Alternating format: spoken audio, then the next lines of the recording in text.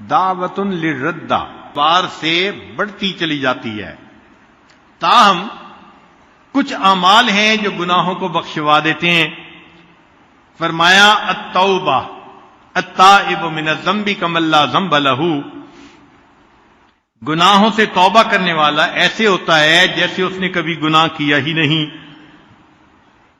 اور دوسرا فرمایا استغفار، کہ انسان اپنی زبان پر استغفار زیادہ رکھے. حدیث مبارکہ میں ہے کہ اس شخص کو مبارک ہو قیامت کے دن جس کے نامہ اعمال میں استغفار زیادہ پایا جائے گا. استغفاراً کثیرا، تو اللہ رب العزت اس بندے کی کوتاہیوں کو معاف فرما دیں گے جو زیادہ استغفار کرنے والا ہوگا. لہذا استغفر اللہ، اس کو باقاعدگی کے ساتھ پڑھنا اور عاد و وظائف میں سے ہے. لقمان علیہ السلام نے اپنے بیٹے کو نصیحت کی کہ بیٹے، یا بنیا عود لسانک اللہم اغفر لی، اے میرے بیٹے عادت بناؤ یہ کلمہ کہنے کی کہ اللہ مجھے معاف کر دے، اللہم اغفر لی. وجہ کیا؟ فإن للہ ساعات، اللہ تعالیٰ کے ہاں کچھ قبولیت کے لمحات ہوتے ہیں، لا يرد فیہا سائلا، اس میں مانگنے والے کو اللہ تعالیٰ رد نہیں فرمایا کرتے. تو اللہم اغفر لی، رب اغفر لی، یہ کہنا بخشش کا سبب بن جاتا ہے. اور دوسروں سے دعا بھی کروانا. یہ جو کہتے ہیں نا جی امی دعا کر دیں، ابو دعا کر دیں، مولانا ہمارے لیے دعا کر دیں، حضرت صاحب دعا کر دیں، یہ انسان کے لیے بخشش کا ذریعہ بنتی ہے. حتیٰ کہ نبی علیہ الصلوۃ والسلام نے عمر رضی اللہ عنہ کو فرمایا جب وہ عمرے کے لیے جا رہے تھے کہ اے بھائی اپنی دعاؤں میں ہمیں نہ بھولنا. امت کو تعلیم دی کہ تم دوسروں کو بھی دعاؤں کے لیے کہو. اب غور کیجئے، بات بڑی عجیب ہے کہ کان عمر رضی اللہ تعالی عنہ یطلب من الصبیان الاستغفار ویقول انہم لم تذنبوا. عمر الخطاب لانو چھوٹے چھوٹے بچوں کو کہتے تھے کہ میرے لیے دعا کرو، اس کی وجہ یہ کہ تم چھوٹے ہو، معصوم ہو، تمہاری دعا کو اللہ تعالیٰ رد نہیں فرمائیں گے.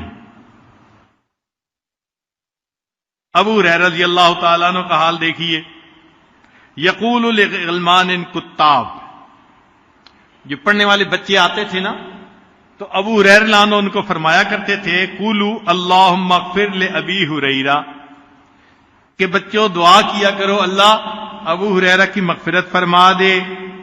فیدعون، وہ بچے دعا مانگتے تھے، فیؤمن علی دعائہم، جب وہ دعا مانگتے تھے تو ابو ہریرہ لانو ان کی دعا پر آمین کہا کرتے تھے.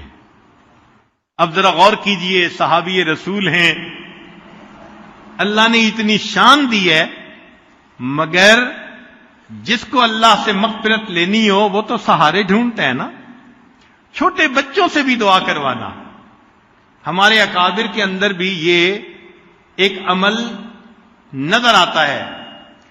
چنانچہ خواجہ باقی باللہ رحمت اللہ علیہ فرماتے ہیں ایک مرتبہ میرے اوپر قبض کی کیفیت طاری ہو گئی. بہت میں نے کوشش کی کہ یہ بست میں تبدیل ہو جائے، استغفار بھی کیا، اللہ سے معافیاں بھی مانگی، مگر قبض کی کیفیت ختم نہیں ہوتی تھی. تو فرماتے ہیں کہ ہمارے قریب میں ایک مدرسہ تھا جس میں بچے قرآن مجید پڑھا کرتے تھے، چھوٹے بچے. تو میں ان کے پاس گیا. جب گیا تو بچے دیکھ کر کھڑے ہو گئے اور کہنے لگے جی کہ ایک بزرگ آئے ہیں، اللہ کے ولی آئے ہیں. تو جب انہوں نے یہ الفاظ کہے تو میں نے کہا یہ تمہارا میرے ساتھ حسن ظن ہے. سچی بات تو یہ کہ میں اس لیے تمہارے پاس آیا ہوں کہ تم استغفار کرو، اللہ چھینی ہوئی کیفیات کو پھر واپس عطا فرما دے. چھوٹے بچوں سے دعائیں کروانا. اور بکر المزنی رحمت اللہ علیہ عجیب بات کرتے تھے. فرماتے تھے کہ لو کان رجل یطوف علی الابواب،